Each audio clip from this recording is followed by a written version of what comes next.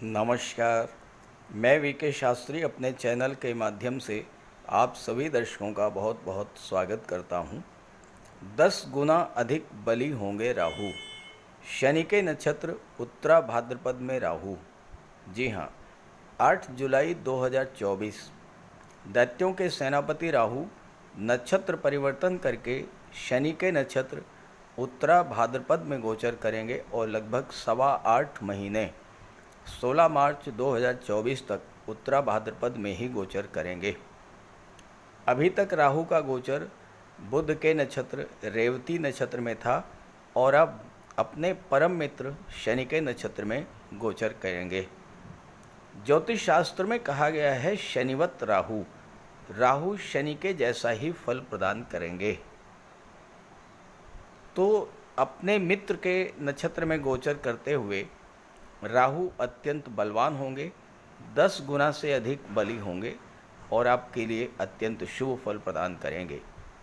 उत्तरा भाद्रपद अत्यंत शुभ नक्षत्र है और जीवन में कुछ नया करने वाला नक्षत्र है और राहु भी एक ऐसे ग्रह हैं जो कुछ नया करना चाहते हैं, कुछ लीक से हट कर करना चाहते हैं। राहु और शनि दोनों को पाप ग्रह की संज्ञा दी गई है, लेकिन वर्तमान समय में शनि का गोचर गुरु के नक्षत्र पूर्वा भाद्रपद में है और राहु उत्तरा भाद्रपद में गोचर करेंगे।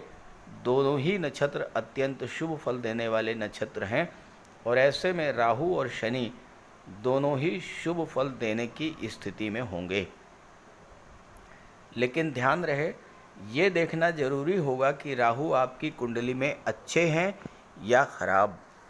अगर राहु आपकी कुंडली में अच्छे हैं तो अचानक से आपको वो सब कुछ मिलने लगेगा जिसको पाने की इच्छा आप करते हैं, लेकिन अगर खराब हैं तो राजा से रंक बनाने में भी देर नहीं लगेगी। तो वीडियो शुरू करने से पहले ये समझेंगे कि कैसे जानेंगे कि राहु आपकी कुंडली में अच्छा फल दे रहे हैं या खराब। फिर नक्षत्र परिवर्तन पर बात करेंगे।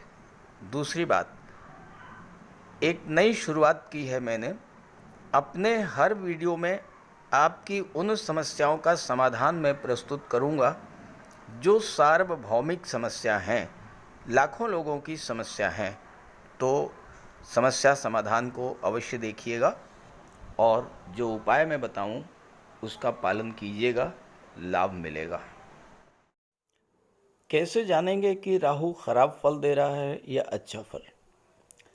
हमारे जीवन की 60% समस्याओं का कारण राहु होता है, लेकिन आज के समय में राहु ही हमें वो सब कुछ दे सकता है जो हम पाना चाहते हैं, क्योंकि कलयुग के किंग है राहु।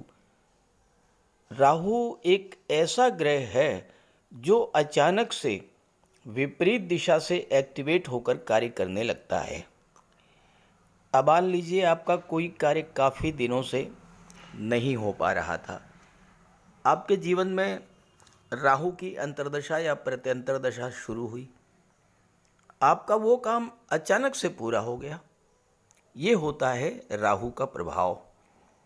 राहु के भीतर अतीन्द्रिय शक्ति होती है और उसमें हर तरह के षड्यंत्र को समझने की और उसको विफल करने की क्षमता होती है।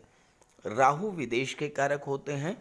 जिनकी कुंडली में राहु अच्छे होते हैं वो विदेश जाते हैं और विदेशों से अच्छा धन प्राप्त करते हैं और उनकी भाग्योन्नति भी विदेश में होती है। जब भी आपके जीवन में राहु की दशा शुरू हो, आपको बहुत सावधान रहना चाहिए और राहु के निरंतर उपाय भी करते रहना चाहिए ताकि राहु के शुभ फल आपको मिलते रहें। अगर आपकी कुंडली में राहु अच्छे हैं तो आप राहु को मजबूत करें। शाम के समय चंदन की खुशबू वाली अगरबत्ती जलाएं और उसके सामने एक माला ओम रांग राहवे नमः इसका जाप करें।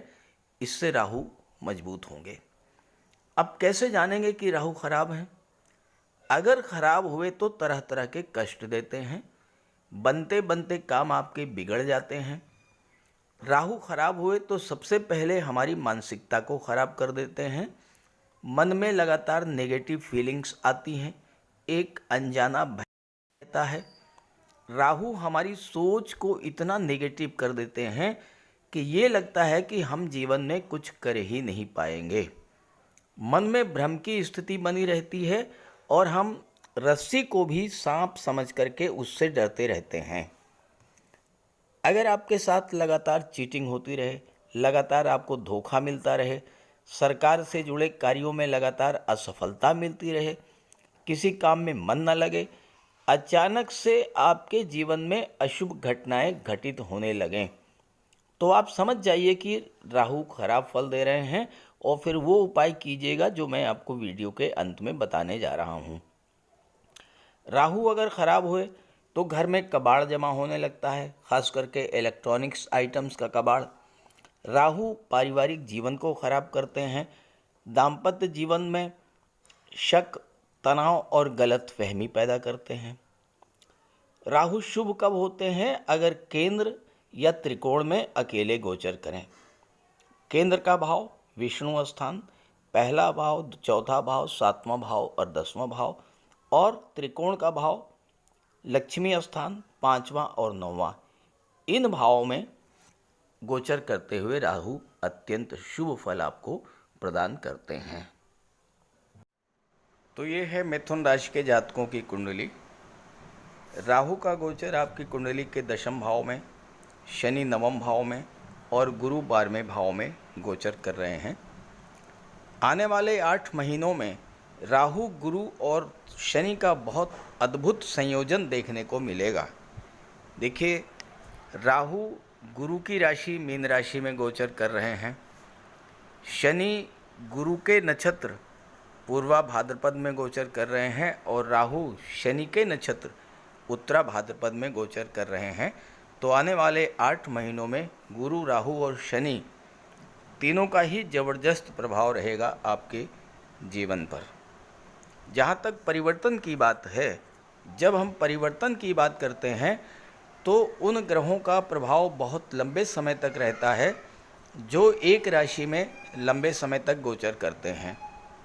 अब राहु एक राशि में 18 महीने तक गोचर करते हैं, तो राहु के नक्षत्र परिवर्तन का सबसे ज़्यादा प्रभाव पड़ेगा।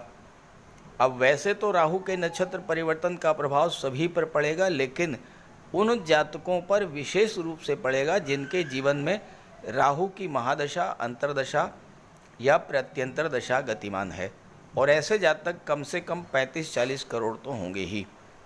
अब अगर आपके जीवन में राहु की दशा गतिमान है तो राहु एक्टिवेट होंगे, और राहु जब एक्टिवेट होंगे तो आपकी कुंडली का 10वां भाव एक्टिवेट होगा, और चूंकि शनि के माध्यम से फल देंगे तो उन भाव का भी फल देंगे जिसके स्वामी शनि है, तो भाग्य भाव का भी फल देंगे और अष्टम भाव का भी फल आपको प्रदान करेंगे। ये बात ध्यान से समझनी है कि जिन जातकों के जीवन में इस समय राहु की दशा गतिमान है वो इस वीडियो को बहुत ध्यान से समझें और उसी के अनुसार उपाय करें।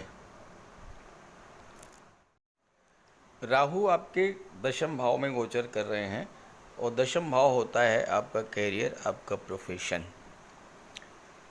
यहाँ पर राहु 9वें भाव का भी फल देंगे, यानी भाग्य भाव का भी फल देंगे। शनि के कारण आपके भाग्य में जो रुकावट आई थी, भाग्य का पूरा साथ आपको नहीं मिल रहा था, अचानक से अब आपको भाग्य का साथ मिलना शुरू होगा, और इसका प्रभाव ये पड़ेगा कि आपके कार्य क्षेत्र में बहुत बड़ा परिवर्तन देखने को मिलेगा। अगर अभी तक कार्य क्षेत्र में बिला वजह के तनाव और मतभेद की स्थितियां बन रही थीं, बॉस या सीनियर से आपका सहयोग नहीं हो पा रहा था, तो राहु जिस भाव में गोचर करते हैं उस भाव की चीज़ों के प्रति आकर्षण, लगाव कई गुना बढ़ा देते हैं।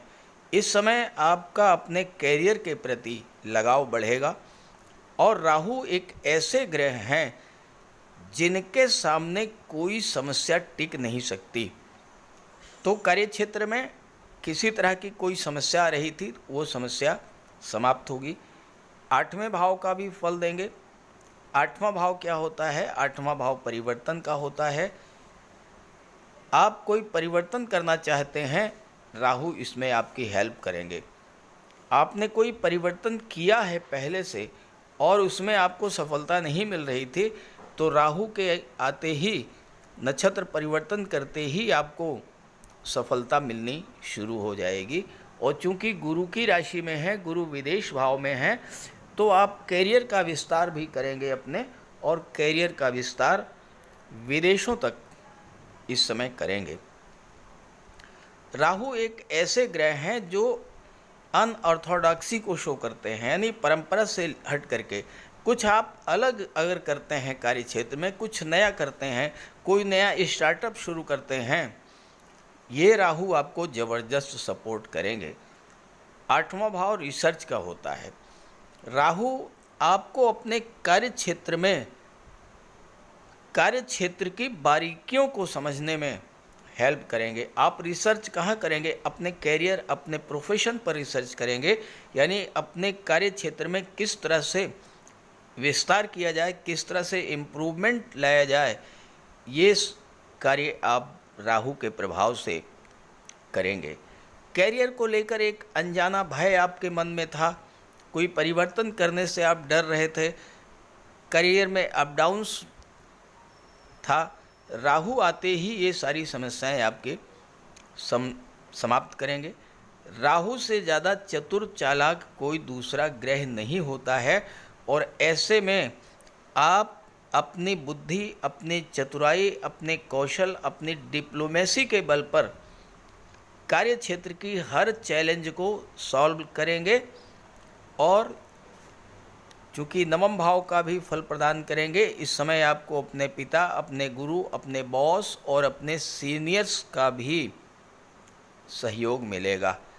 गवर्नमेंट जॉब में है आप, अचानक से आपका प्रमोशन हो सकता है, अचानक से मनचाही जगह जहां आप जाना चाहते हैं वहां आपका ट्रांसफ़र हो सकता है।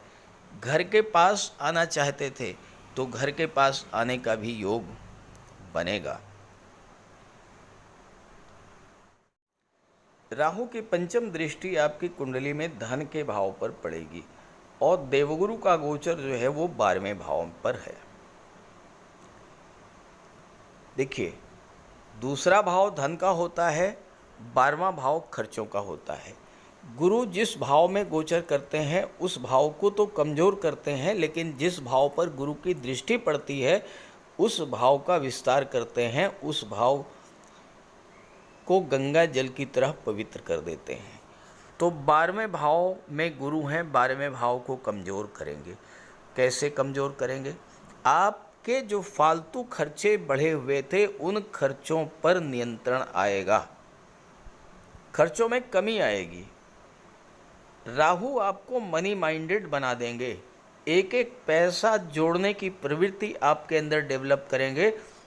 किस तरह से फालतू खर्चों में कटौती की जाए ये राहु आपको सिखाएंगे, और आपकी धन संबंधी समस्याएं जो लंबे समय से आपको परेशान कर रही थीं उन समस्याओं से आपको राहत मिलने जा रही है।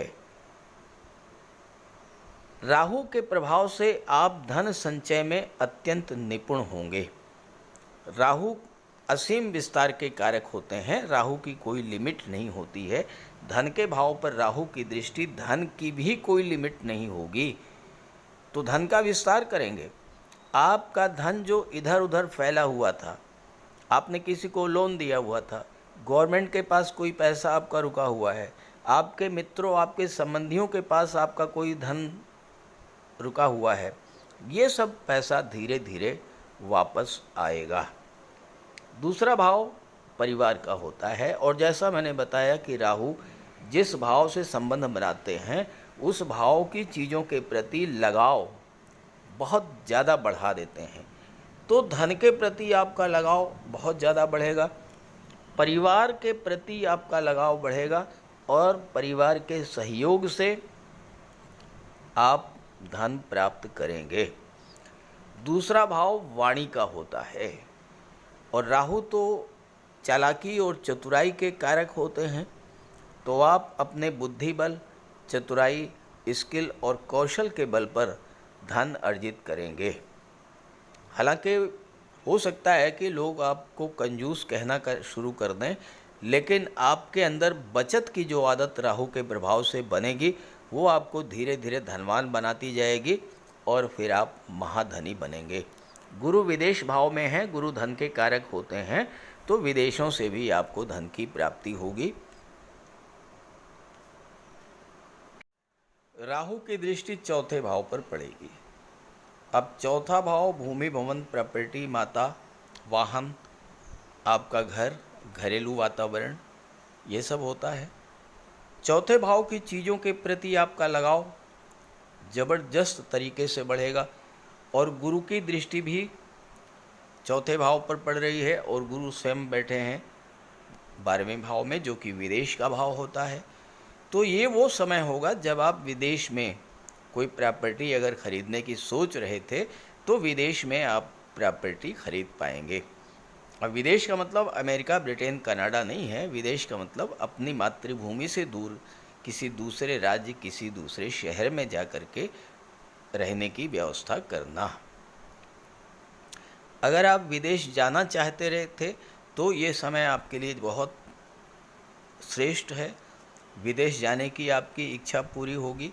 नहीं भी जाना चाहते थे तो भी मातृभूमि से जाकर, दूर जाकर अगर कार्य करेंगे तो आपको विशेष लाभ मिलेगा। अभी तक अगर परिवार के सदस्यों के बीच कोई कटुता, तनाव और कलह की स्थिति बनी हुई थी वो समाप्त होगी। राहु आपके पारिवारिक सदस्यों के बीच ज़बरदस्त लगाव पैदा करेंगे, प्रेम, आकर्षण पैदा करेंगे और सब लोग मिलजुल करके अपने लक्ष्य को प्राप्त करेंगे।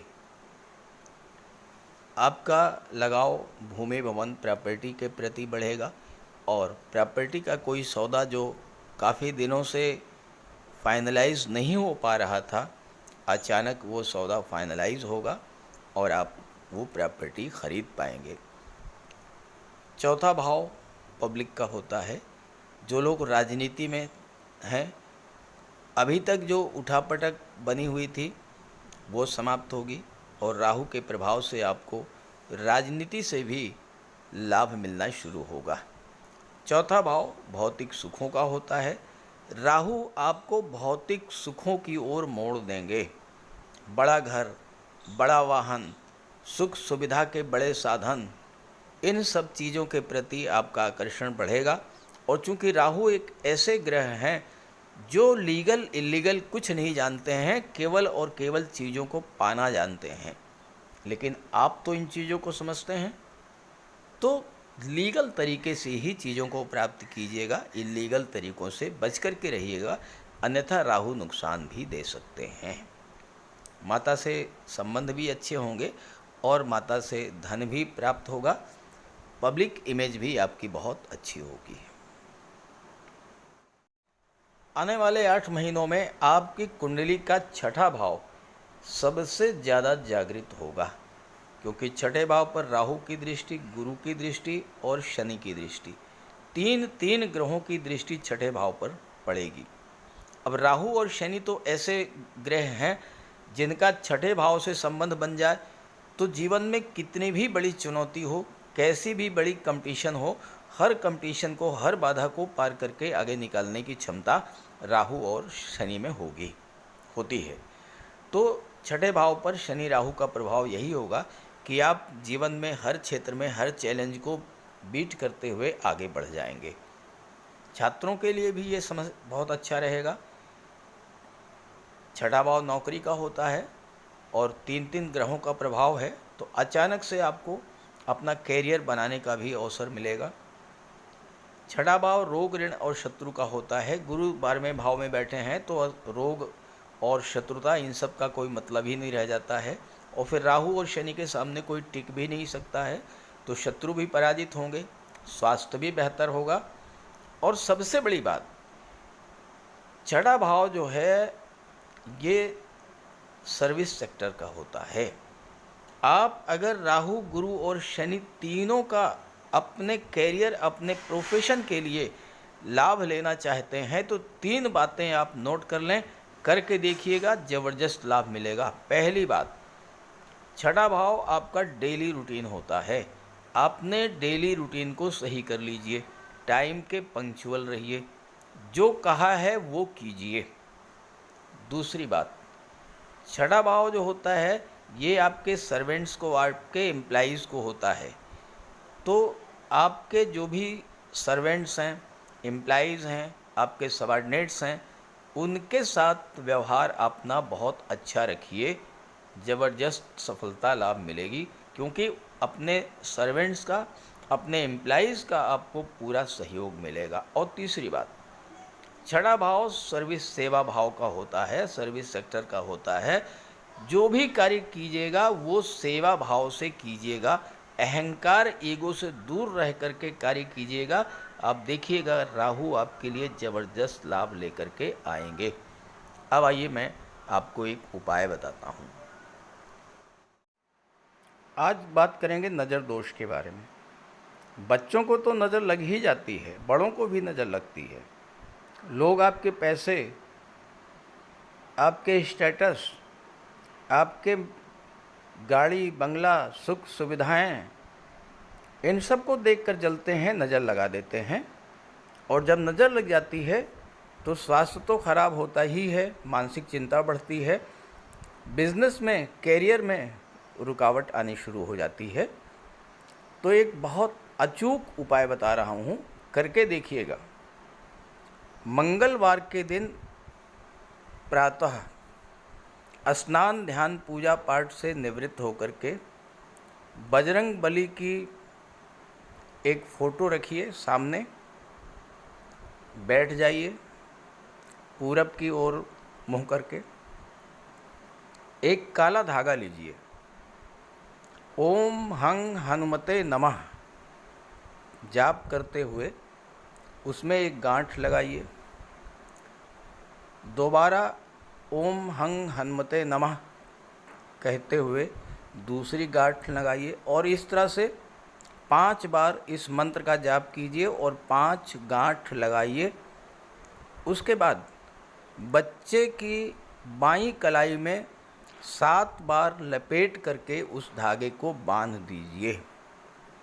ये कार्य आप अपने साथ भी कर सकते हैं। नज़र दोष का प्रभाव समाप्त हो जाएगा और आगे नज़र दोष नहीं होगा, नज़र लगेगी ही नहीं। जीवन में परेशानियां बढ़ रही हों, संघर्ष बढ़ रहा हो, अचानक से आपके जीवन में नकारात्मक घटनाएं घटना शुरू हो जाएं, अचानक से आपको धन हानि शुरू हो जाए, परिवार में कलह शुरू हो जाए, बीमारियों से, रोगों से आप परेशान होना शुरू कर दें, तो आप ये समझ लीजिए कि राहु खराब फल दे रहे हैं। तो राहु के लिए कुछ सामान्य से बहुत सामान्य उपाय हैं, लेकिन बहुत प्रभावी उपाय मैं आपको बताने जा रहा हूँ। देखिए, देवाधिदेव भगवान भोले शंकर ये शनि पर भी नियंत्रण रखते हैं और राहु पर भी नियंत्रण रखते हैं। और अगर आप भगवान भोले शंकर की आराधना करते हैं तो शनि भी नियंत्रित रहेंगे और राहु भी कंट्रोल में रहेंगे। तो राहु के लिए आप सोमवार और शनिवार के दिन जल में काला तिल मिला करके शिवलिंग पर अर्पित कीजिए, भगवान भोले शंकर की आराधना कीजिए। राहु के नेगेटिव फल मिलना बंद हो जाएंगे। इसके अलावा दुर्गा सप्तशती में कहा गया है, छाया रूपेण संस्थिता या देवी सर्वभूतेषु छाया रूपेण संस्थिता। तो माता दुर्गा जो हैं वो छाया का रूप हैं और राहु भी छाया हैं, शनि की छाया। तो माता दुर्गा की आराधना करने से, दुर्गा चालीसा का पाठ करने से भी राहु शांत होते हैं। और इसके बाद स्नान करने के बाद प्रतिदिन 108 बार राहु का बीज मंत्र ओम रांग राहवे नमः, ओम रांग राहवे नमः 108 बार जप करने से राहु के अशुभ प्रभाव में कमी आती है। स्नान करने के जल में कुश डालकर स्नान करने से भी राहु नियंत्रित होते हैं। और शनिवार के दिन सुबह पीपल के वृक्ष में जल चढ़ाने से और शाम को घी का दीपक जलाने से भी राहु नियंत्रित होते हैं। और इसके अलावा पक्षियों को बाजरा डालने से भी राहु पर नियंत्रण पाया जा सकता है। और इसके अलावा अगर आपको राहु विशेष कष्ट दे रहे हों तो शनिवार के दिन एक नारियल, 11 बादाम एक काले वस्त्र में लपेट करके अपने सिर के चारों तरफ 7 बार उतार करके जल में प्रवाहित कीजिए। राहु को देवगुरु बृहस्पति कंट्रोल करते हैं, तो राहु को कंट्रोल करने के लिए देवगुरु को बलवान कीजिए। और देवगुरु तो गुरु हैं, शिक्षक हैं। अपने गुरु की, अपने पिता की, वृद्ध जनों की सम्मान कीजिए, उनका आशीर्वाद प्राप्त करते रहिए। गुरु को बल मिलेगा, राहु पर नियंत्रण होगा। और इसके अलावा राहु ससुराल पक्ष के कारक होते हैं, तो अगर राहु खराब हैं तो भूल करके भी ससुराल पक्ष से संबंध खराब मत कीजिएगा। तो ये छोटे छोटे उपाय हैं। और इसके अलावा गोमेद भी धारण किया जा सकता है, लेकिन किसी योग्य ज्योतिषी की सलाह लेकर।